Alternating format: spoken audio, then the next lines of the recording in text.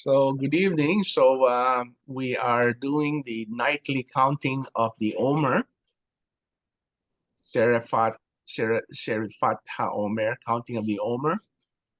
And we're recording this so that for those that are not able to join, they can just watch the video and then they can do the counting themselves. So as we've been saying very quickly on the overview, the counting of the Omer is a very spiritual activity and very often overlooked and not talked about or not even practiced by many. Now, everyone knows about Pesach and Pentecost, but very few know or practice the counting of the Omer. So this process, just like what we have, remember there are two possible day seasons where the Messiah will come, and the Jews believe that the Messiah will come on Nisan, the month of Nisan, and the counting of the Omer is a preparation for the coming of the Messiah. As we know, the Messiah came in Nisan, and also the month of Tishri, where there is the month of Elul to prepare us. So the process is allowing God to refine us after we have been set free. As we've been saying, that there is a connection between Pesach and Passover. And the word Omer is an ancient Hebrew dry measure, and it's a 10th part of the ephah. And as we said, that the Omer is connected to the manna, as we will learn as we go on. The manna is associated with Omer because you are only allowed to take one Omer per person. So an Omer represents a day's person's meal allowance, and that's connected to manna. And the manna, as we know, came down from heaven, and the manna represents the Messiah Yeshua, who came down from heaven, and who is the source of life. So the counting of the Omer is allowing us to change from a born-again person into a person that is ready to do the will of God. So this is the command in Leviticus chapter 23, verse 15 and 17, as we read before. It says, "You shall count unto you from the morrow, the day after the day of rest," meaning the Shabbat. From that day you brought the sheaf of the waving. 7 weeks shall be complete. Even the morrow after the 7th week shall you have count 50 days, and you shall present a new meal offering. So this is the command to bring 2 loaves of bread on Shavuot, or the feast of Pentecost.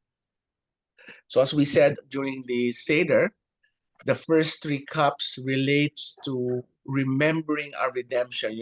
God set us apart.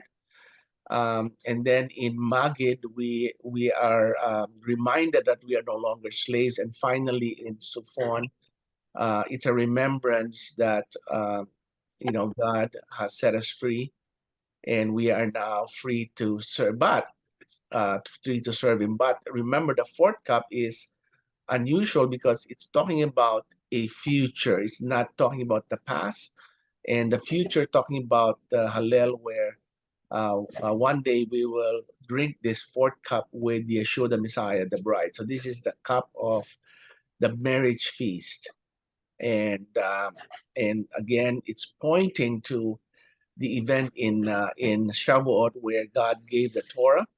And really what happened is there was a marriage covenant that happened between God and the children of Israel, the bride. So as we learned in the Seder, we started out as a slave girl, and at the end of the Seder, we ended up to be the bride. So the counting of the Omer, as we've been saying, is connected to the Feast of First Fruits, because the giving, the waving of the first fruits is the only feast, a harvest festival, where you are not allowed to harvest the entire field until you present an Omer.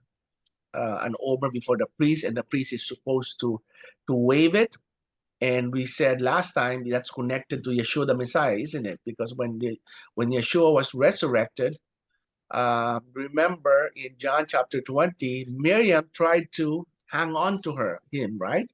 In verse 17, Yeshua said, "Stop holding on to me," Yeshua said, "because I haven't gone back to the Father." So the Father literally had to present the Messiah. It is like the first fruits from the dead. So in Revelation chapter 5, this is what John saw. One of the elders said to me, "Don't cry, because there was no one in heaven and on earth that is able to break the seal." Why? Where was Yeshua? He was hanging on the cross. So he said, "Don't cry. Look at the Lion of the tribe of Judah. The root of David has won the right to open the scroll and its 7 seals." And then I saw standing there with the throne, the 4 living beings in the circle of the elders, the lamb that appeared to have been slaughtered. So here we see the bloody Messiah coming out of the grave, coming out of the resurrection, presenting. There was a Yom Kippur moment in heaven where Yeshua came to the Ark of the Covenant, the mercy seat, and this time not with the blood of animals, but with his own blood, that he made an atonement once and for all for mankind. And tonight, the counting of the Omer, the theme, there are 7 emotional attributes that we need to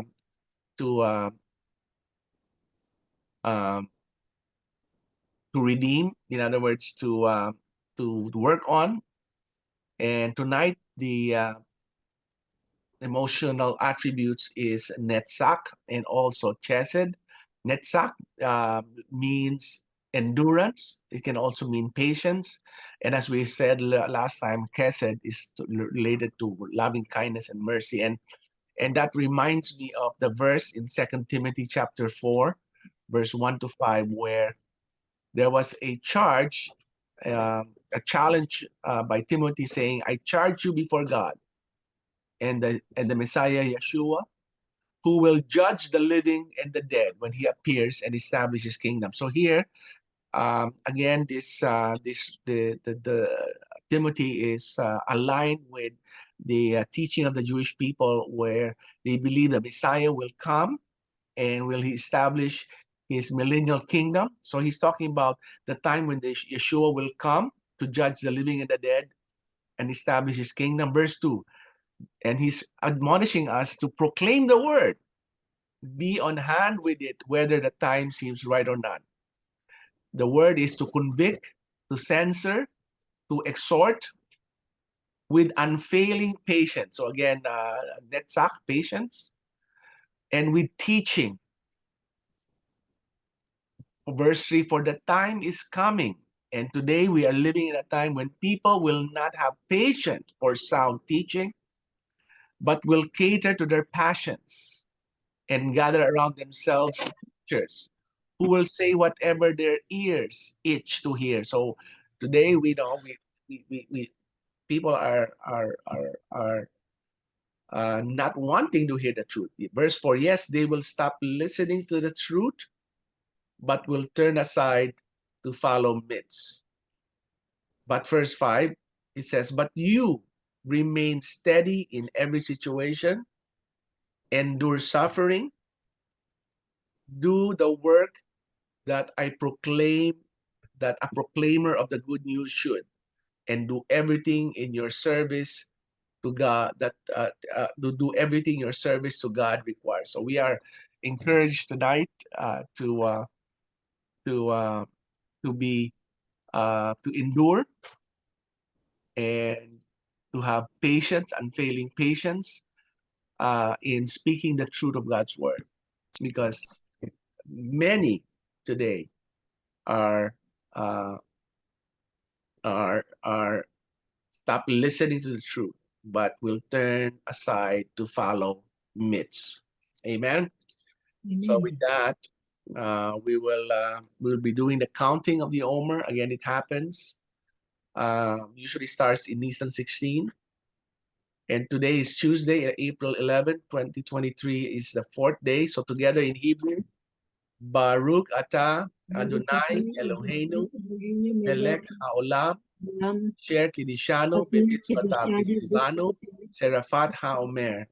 In English, blessed are you, Lord our God, the King of the universe, who has sanctified us with his commandments and commanded us concerning the counting of the Omer. Today is the fourth day, which is 4 days of the Omer. Next paragraph. May the merciful one restore unto us the service of the Bet Hamikdash, the house of the tabernacle, to its place, speedily in our days. Amen. Selah. For the choir master, a song, instrumental music, a psalm. God be gracious to us and bless us. May he make his countenance shine upon us forever, that your way may be known to the earth, your salvation among all the nations. The nations will extol you, O God. All the nations will extol you. The nations will rejoice and sing for joy, for you will judge the peoples justly and guide the nations on earth forever. The people will extol you, O God. All the people will extol you. For the earth will have yielded its produce, and God, our God, will bless us. God will bless us, and all from the farthest corners of the earth shall fear him. Next paragraph. We implore you by the great power of your right hand. Release the captive. Accept the prayer of your people. Strengthen us and purify us. Awesome mighty one. We beseech you, guard us as the apple of your eye, those who seek your oneness. Bless them, cleanse them, bestow upon them forever your merciful righteousness. Powerful Holy One, in your abounding goodness, guide your congregation. Holy and exalted one, turn to your people who are mindful of your holiness. Accept our supplication and hear our cry. For you know secret thoughts. Blessed be the name of the glory of his kingdom forever and ever. Next paragraph. Master of the universe. You have commanded us, Moses, your servant, to count Sheferat Homer in order to purify us from our evil and uncleanness. As you have written in your Torah, you shall count for yourselves from the day following the day of rest, from the day in which you bring the Omer as a wave offering. The counting shall be for 7 full weeks. Until the day following the 7th week shall you count 50 days, so that the souls of your people Israel may be cleansed from their defilement. Therefore, may it be your will, Lord our God, the God of our fathers, that in the merit of the Sheferat HaOmer, which I counted today, the blemish that I've caused, the Sheferat Netzach Shebe Chesed, endurance, loving kindness, be rectified, and may I be purified and sanctified with supernal holiness, and may abundant bounty thereby bestowed upon all the worlds. May it rectify our nefesh, breath and soul, ruach, spirit, neshama, mind, wisdom, from every baseness and defect. May it purify and sanctify us with your supernal holiness. Amen. Shelah. Amen. Amen. Shelah. So I want